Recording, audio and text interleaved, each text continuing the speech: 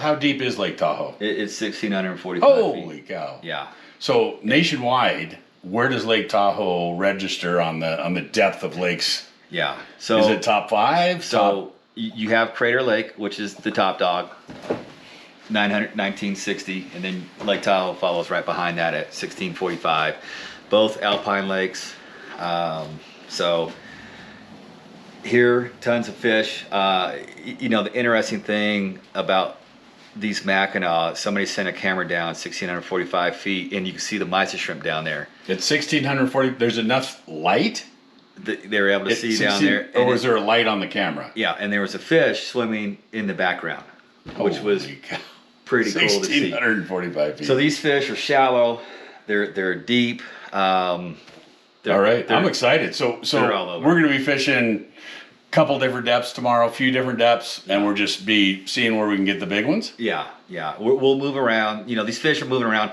So right now what they're doing is they're eating mysis shrimp. And the mysis shrimp are moving around. When the sun comes up, the shrimp will go deeper. And so we'll follow what the shrimp are doing. You know, because those Mackinaw are following right behind. And so we've been doing extremely well running these cut plugs. This has actually been our top dog right here. This mini cut plug. MJM? Yeah. Do you know how this got its story? Yeah, I do not. You do not? No. So this is painted for me by a man named Tony Maluski.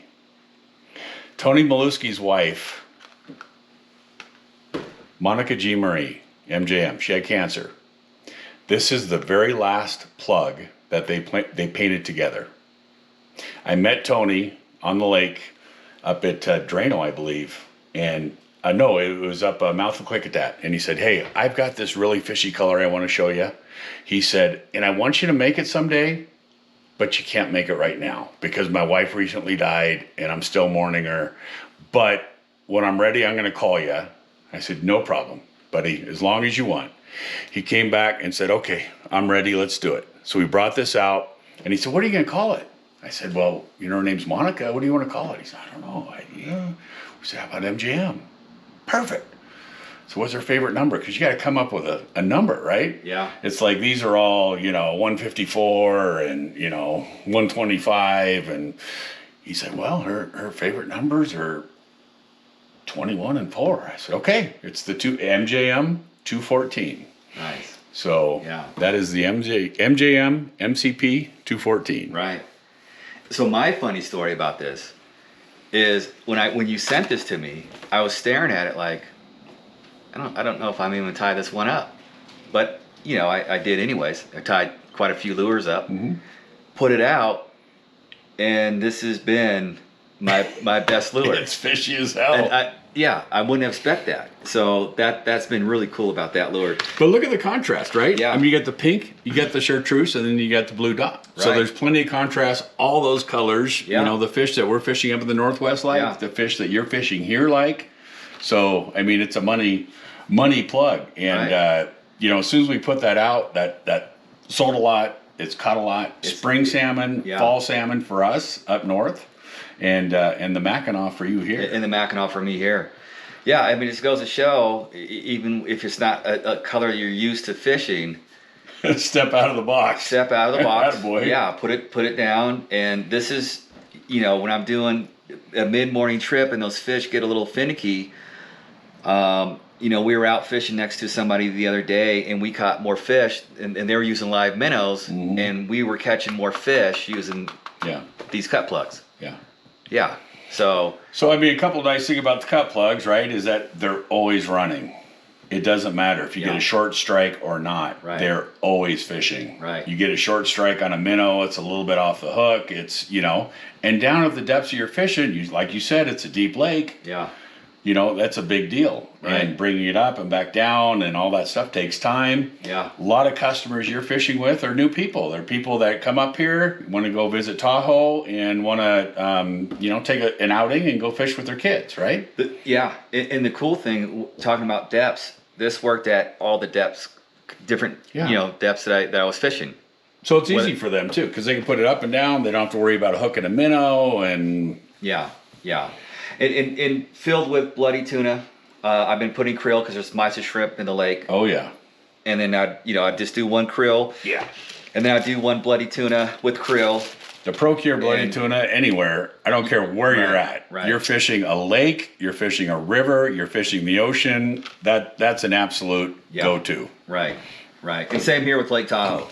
I mean, yeah. So in the krills, that's so basic food chain, right? Start from the bottom and build up. Right. Everything starts with krill. That's your basic food chain. Yeah. Starts there and builds up. So yeah, I'm right with you. Every batch of tuna that I put in here, I love to put krill in, and bloody tuna always is it's a killer. Yeah,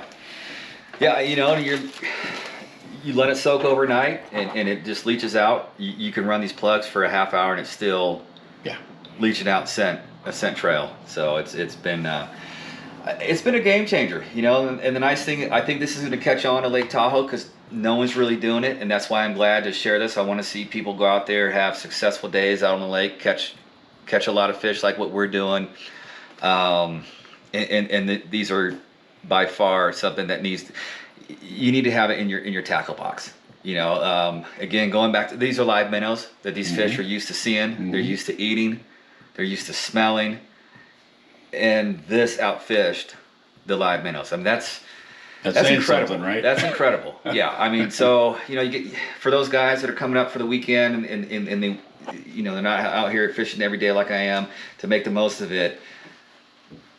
Yeah. I mean, the weekend warrior, right? So they got to come up, they got to find the minnows. Yeah. Got to have a little aeration tank to keep them going. A lot of weekend warriors don't have that. Families that are coming up, they just got a new boat, they want to come up and fish. Right. They don't have all that stuff for live minnows and all that. Well, this is out fishing the live minnows, so you don't need it. It's out fishing them. Yeah. So, scent trail. You got more action. Mm-hmm. And you pair it up with this Dodger here has been absolutely slaying fish. That Deadly Diamond, that's been working, huh? You could team them up here. I mean, you could team this guy up. The Moon Jelly is been the top dog this year. This has been working really well. The Chartreuse. Mm-hmm. We've even caught fish on the. Where did it go? We got Twisted Sister over here. Twisted Sister. Where's that crawdad color? Look, because there's a lot of crawfish in this lake. Mm-hmm. I mean, I read an article where they said there was 2 million crawfish in this lake. I don't know how they know that, but I do know there's a ton of crawfish. Big numbers. Big numbers, yeah. And so that one's been, we caught some fish on that. But the nice thing is, too, what we've been using for our hooks are these Brads 1/0 and 2/0.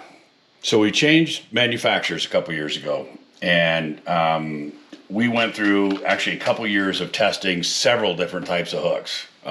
Tell me your thoughts on the new hooks. They're sharp. They're extremely sharp. Yeah, I mean, so these fish have soft lips, and it's really important to bury those hooks, get them down deep. So here's the thing about Lake Tahoe. We're fishing deep. In most lakes, you're not going to fish 180 feet. You're not going to fish 240 feet. You're not going to fish 270 feet. You're just not going to do it. So when you catch a big 7-pounder and he's head shaking all the way up, that hook hole gets bigger and bigger. It's harder for them to hook, to shake these hooks coming all the way up because you get such a good hook set. Yeah. They're so sharp. You can bury those hooks. We're running 2 hooks on these rigs. So usually you get one deeper in their mouth, you get one in their lip, and it's so hard for them to shake it. Yeah, I mean, I'm really happy. That's why I just run these. I haven't run any other hooks because they've just been really doing their job. All right, so we're going to rig up an MJM here. That's been working real well out here. So what I've done is I've taken a chartreuse bead and a 5 mil, and I've gone through it. You can see here, I've gone through that bead once, and then back through it again. So it creates a loop like this. And what that's going to do for us is it's going to allow us to change the distance of setback behind the lure. So sometimes when the fish are short striking, you want to set back a little more. So we don't have to add a whole lot of beads on here. So we're just going to add 2. We're going to add that 1. That's going to allow us to offset. And then we're going to add this other one. All right, you can go through the hook garage. Go to the front and out the top. That's it. So we got our 2 hooks here. So generally, yeah, we're looking for a hook setback just a little further than that. So I'm going to adjust that bead up. So I have a hook setback about right there. So the gap is right there. We got the double hook setup, good to go. So on top of these, you're just putting a dual lock. You already got a bead chain on your line, so we'll just zip this to the Dodger to the bead chain on the line, and we're good to go. We're good to go.